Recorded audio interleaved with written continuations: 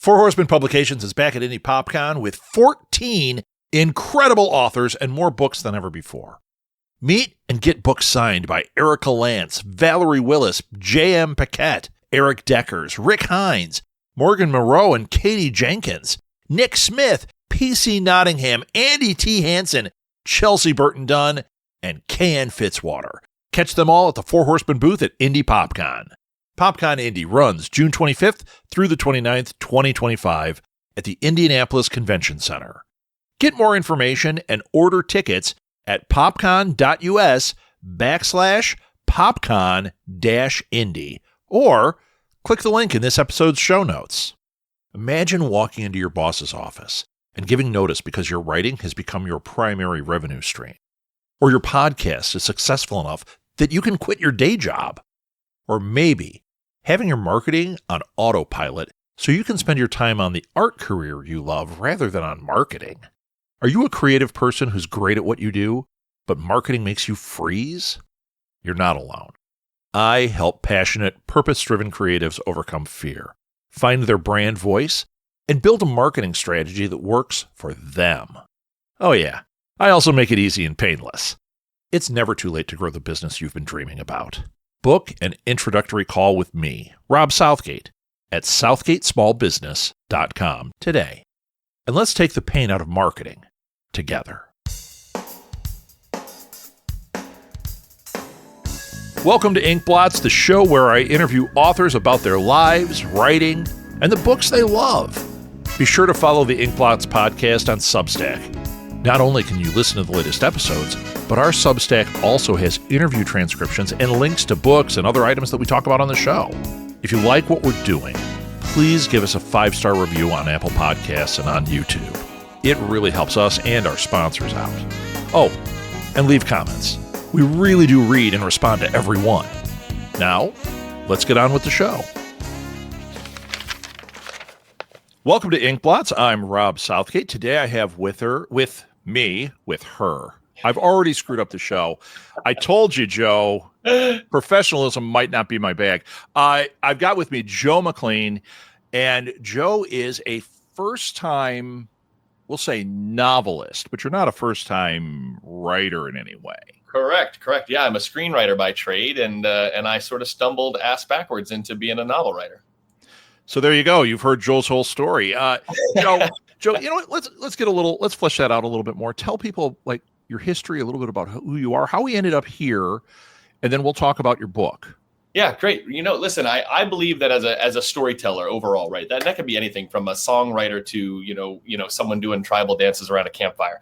I think we're all trying to do the same thing. And I have this belief that if someone asks you, do you want your story told? Do you want the option to tell the story? The answer has to be yes all the time, or it will never get told. The problem is that question is asked in so many different ways, and you might not recognize it. So sometimes that question is like, oh, well, that's great, but could it be a comic book?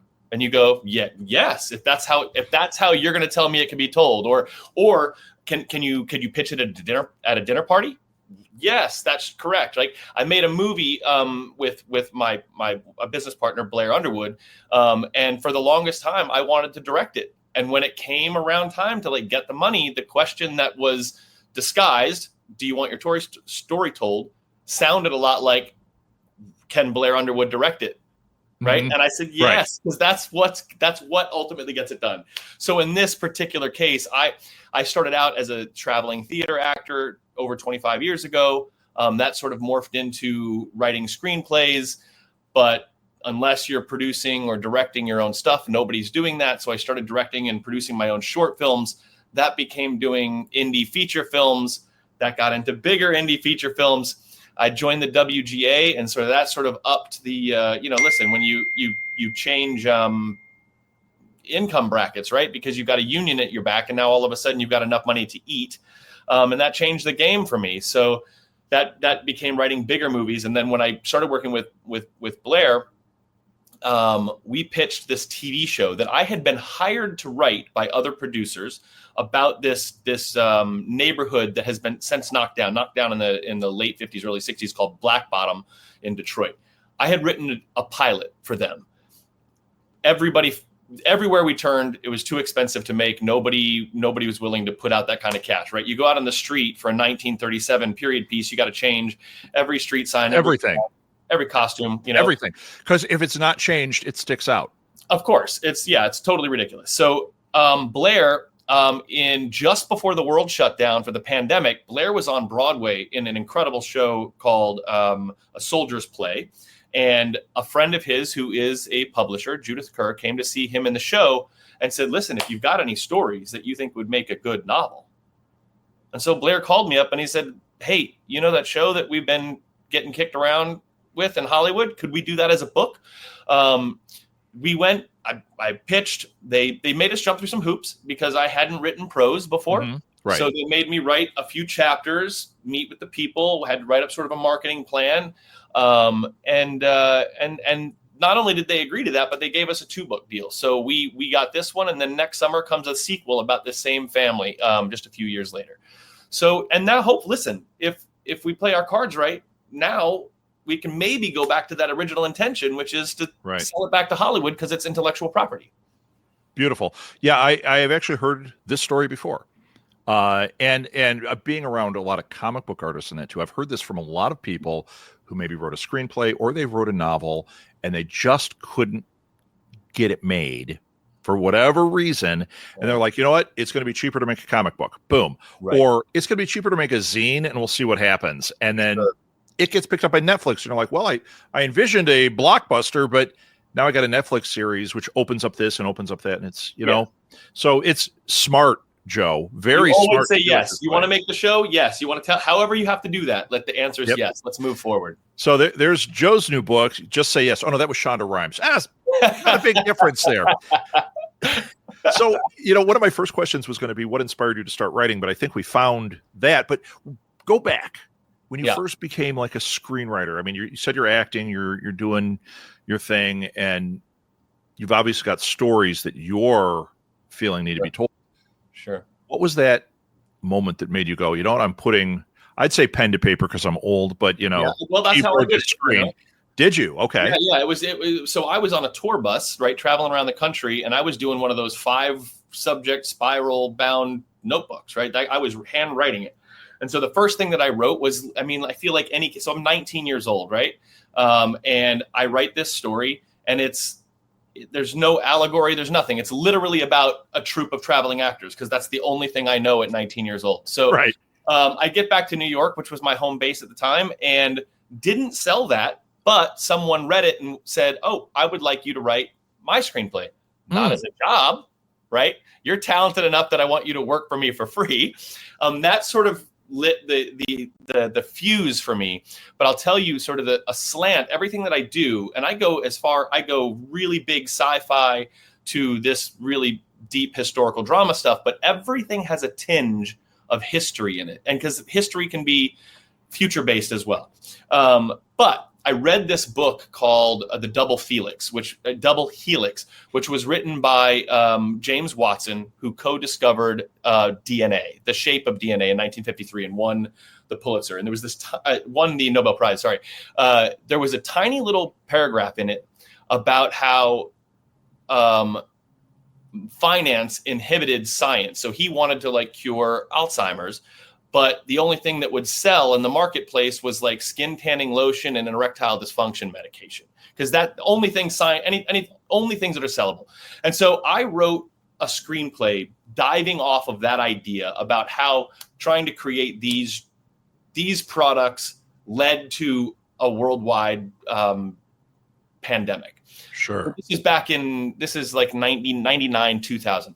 So I wrote the screenplay. I was fanatic about it. And I just decided, naivety being king, I sent it to Dr. Watson, who was heading up a laboratory in Long Island. And at the time, I was swinging a hammer as a day job. I was up on a roof in New Jersey, and my phone rang. And hello. And someone said, please hold for Dr. Watson. And I just froze. So here's a guy that's been in my history book my whole life, changed the world, will be remembered forever. I'm going to, be buried and forgotten. But he gets on the phone and he says, funny enough, it's a movie about genetics and whatnot. And he tells me that his favorite movie was Gattaca, which I thought was hilarious.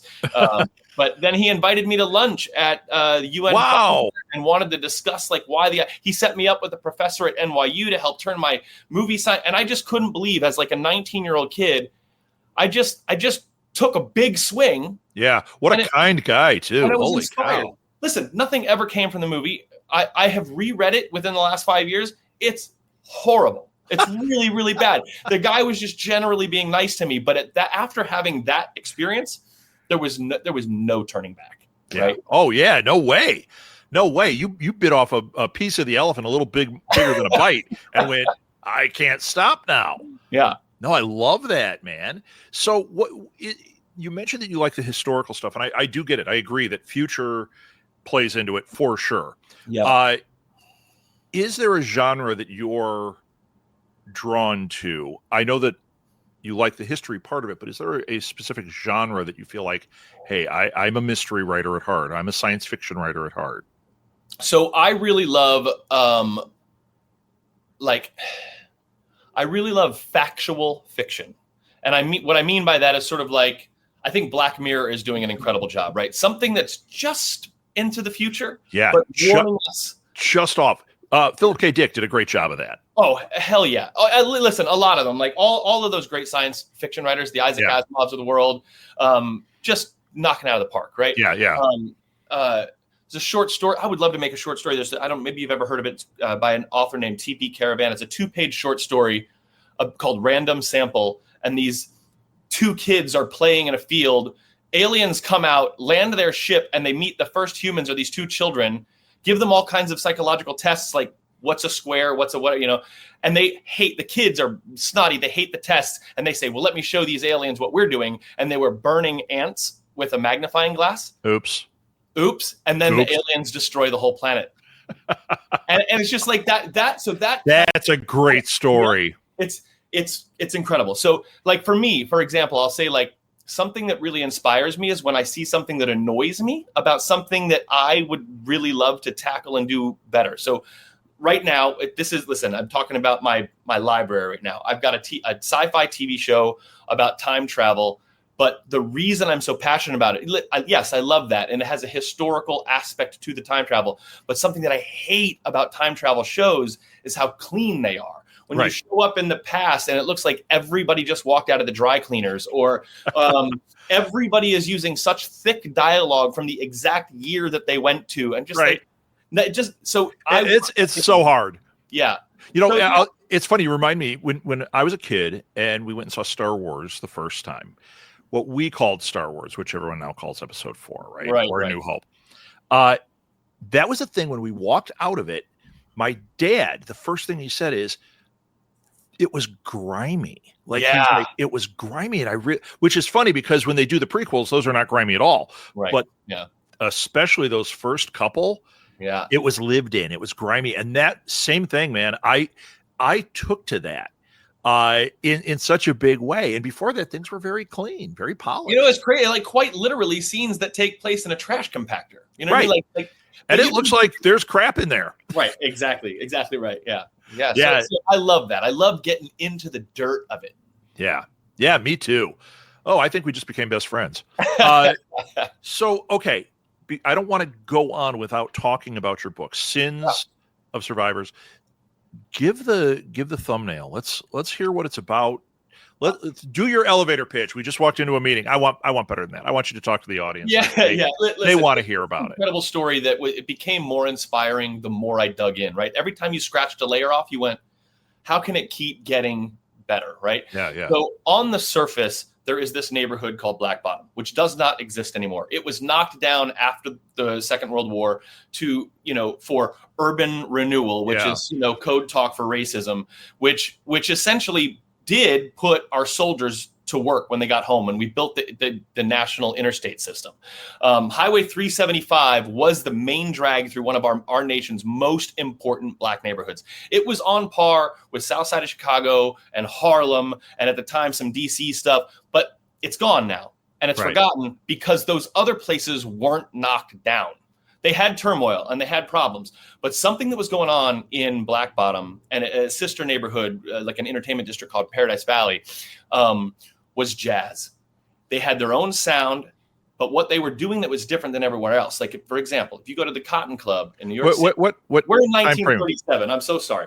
No, that really helps me too, because I know a lot about this part of it. So amazing. So you go to the Cotton Club in 1937. Duke Ellington. Before 2 a.m., you look like us. Yep.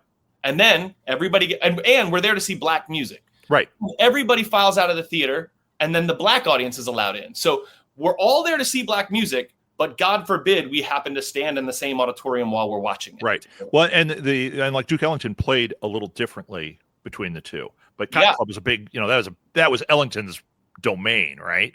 Yeah. Well, here's the thing in Detroit. Listen, they had a couple of bigger rooms like the Paradise Theater, but most of them were these down and dirty like bar showrooms, like these like dinner clubs.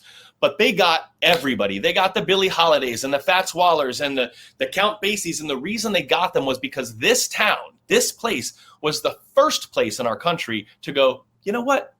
We're all here for the same reason. Let's just sit and watch music together. Love it. So these big artists were coming because they were getting an experience there that they weren't getting anywhere else. Right. So now you add on to that, right? Listen, and that's the fabric of, we know Detroit as Motor City, but it is Motown City. Music, for sure. You cannot divorce music from Detroit. And Motown came from Black Bottom. Smokey Robinson grew up in the projects in Black Bottom. So like it's just in its soil. It's in the blood. But what's also happening is they are building the United States. Henry Ford is building cars. He's paying $5 a day to any person, no matter their race. Listen, black people were doing the more dangerous, less desirable jobs. That's racism in its own. But it was the only place where a black man could at least get an equal wage, right? Yeah. So all of a sudden, the Great Migration, black folks are leaving the South and they are traveling to northern cities, Detroit being a massive location because they can get a fair wage.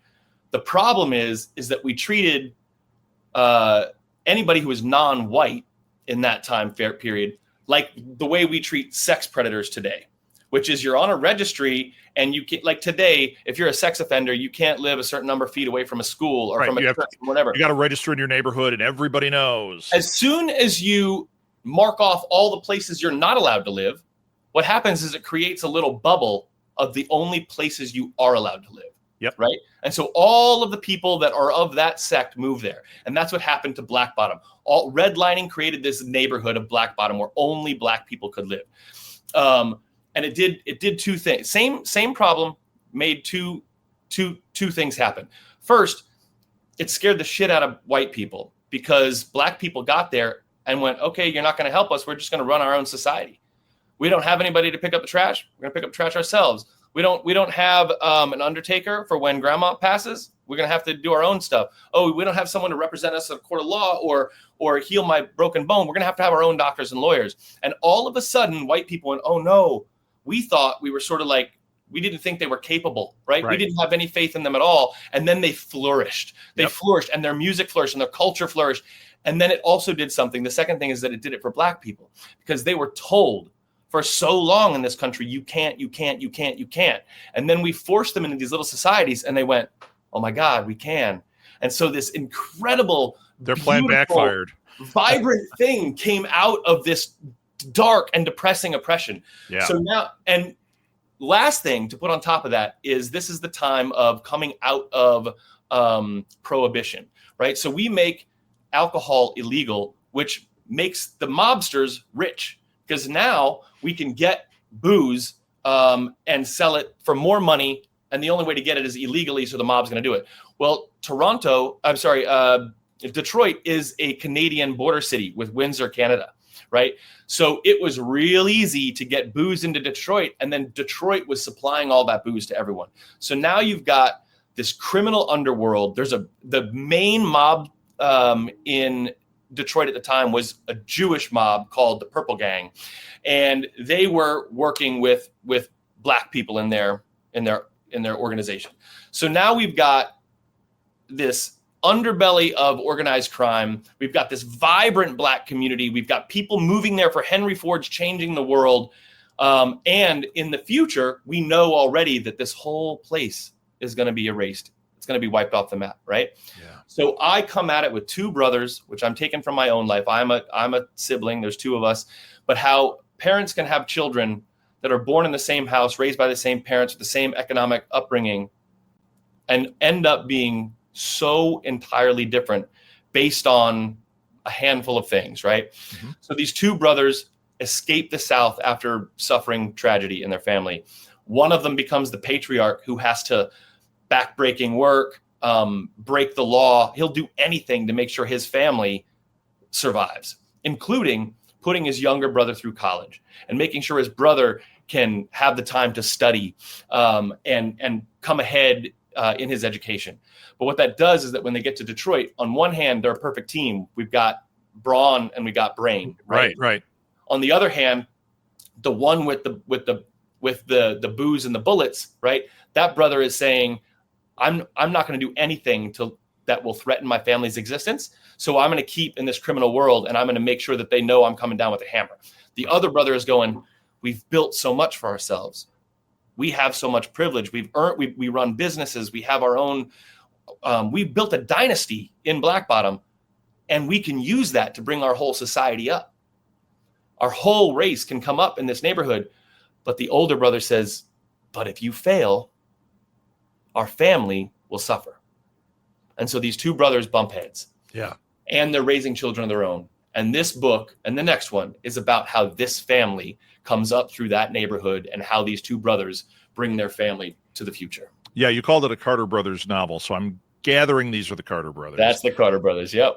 Yeah, it's pretty awesome. I am so down for reading this.